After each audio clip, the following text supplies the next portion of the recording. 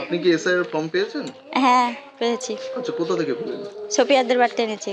সোফিয়ার কে? আমাদের এখানকার প্রধান। তো ওখান থেকে আনলেন কেন? সবাই গিয়েছিল বলে ফর্ম নিয়ে আসছে, তাই গিয়েছিলাম, গিয়ে এখন তো ফর্ম নিয়ে এসেছি। তো ফর্ম তো বাড়িতে বাড়িতে দেবে, এটা ওখানে দিচ্ছিল, সবাই গিয়ে আনছে বলে গিয়েছি, গিয়ে নিয়ে এসেছি। আপনাদের বাড়িতে কি বিএলও আসেনি? না আসেনি তো। ফর্ম পেয়েছেন? হ্যাঁ পেয়েছি। কিভাবে পেলেন? ও প্রধানের বাড়ির সামনে দিচ্ছে, ওখান থেকে আমাদের বাড়ি মেয়ে গিয়ে নিয়ে এসছে। তো কেন ওই যে বিএলও রেখেছে সরকার থেকে বাড়িতে বাড়িতে আসছে না?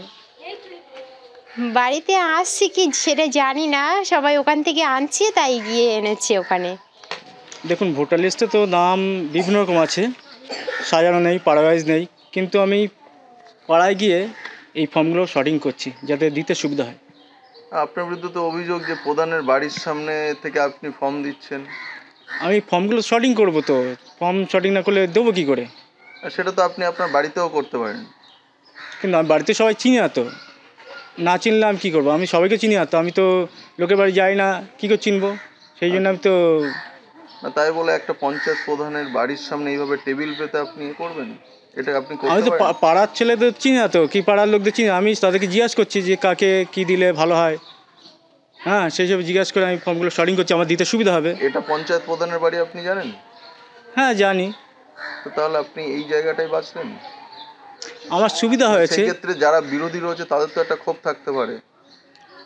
আমি দেখুন বাড়ি বাড়ি যাচ্ছি, তাদের ফর্ম ফিল আপ করছি, হেল্প করছি, যাদের জানি চিনি, কিন্তু যাদের চিনি না তাদের তো আমি একটু হেল্প নিতেই হবে।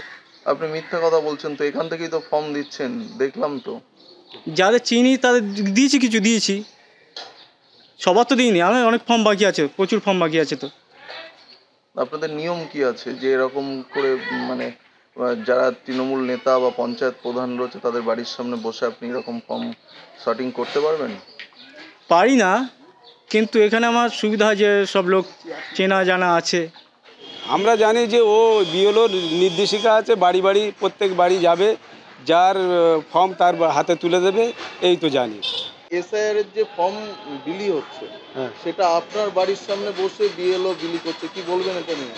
এ তো আমি জানি না, তো আমি তো সকালবেলা বাড়ি থেকে বার হয়ে গেছি। হ্যাঁ, আমি তো জানি না, তো বিএলওর যেটা নির্দেশিকা কী আছে আমি জানি না। তো রাস্তার উপরে কোথা থেকে টেবিল পেতে বা চেয়ার পেতে ওই রাস্তার উপরে, আমার বাড়ির সামনে রাস্তার উপরে ও বিলি করছে। তো এ তো আমি ব্যাপারটা জানি না, তো সেটা বিএলওর ব্যাপার। আপনি তো পঞ্চায়েত প্রধান, তাহলে একবার বলবেন না আপনার পাড়াতে এরকম একটা ঘটনা? আর আমার কাছে কোনো খবরই তো আসেনি, আমি জানিই নি তো যেরকম হচ্ছে, আমি বাড়ি ছিলাম না। আইএসএফের পক্ষ থেকে যে অভিযোগ করা হচ্ছে যে বিষয়টা, তাহলে কি আপনি যদি এরকম হয় আপনি কি বিএলওকে বলবেন? হ্যাঁ, তা তো বলবো। শুধু ভাঙড় 2 নম্বর ব্লক নয়, ভাঙড় 1 নম্বর ব্লকেও হচ্ছে। শুধু ভাঙড়ে রাজ্যের বিভিন্ন জায়গায় দেখছি বিএলওগুলো কি যেন শাসক দল ঘিরে নিয়েছে। চরম অনৈতিক কাজ। ইসিআই যে গাইডলাইন আছে, ভোটারদের বাড়ি পৌঁছে দেবে এই গণনা ফর্ম এবং ভোটারদের বাড়ি থেকে কালেক্ট করবে, তার পরিবর্তে কোনো একটা নির্দিষ্ট জায়গায় বসে ফর্ম বিলি করছে, কিছু অভিযোগ আছে। আর একটা গুরুতর অভিযোগ হচ্ছে সেটা শাসক দলের কোনো প্রধানের বাড়ির সামনেও বসে এগুলো বিলি করছে।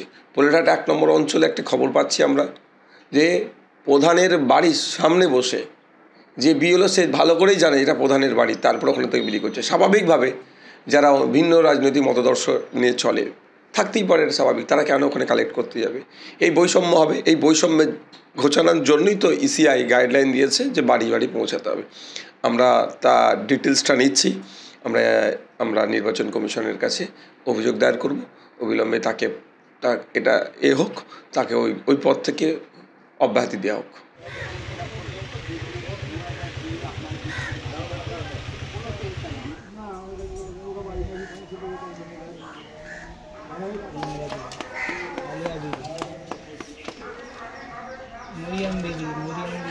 কেউ আতঙ্কগ্রস্ত হবেন না, সঠিকভাবে ফর্ম আপনারা ফিল আপ করবেন।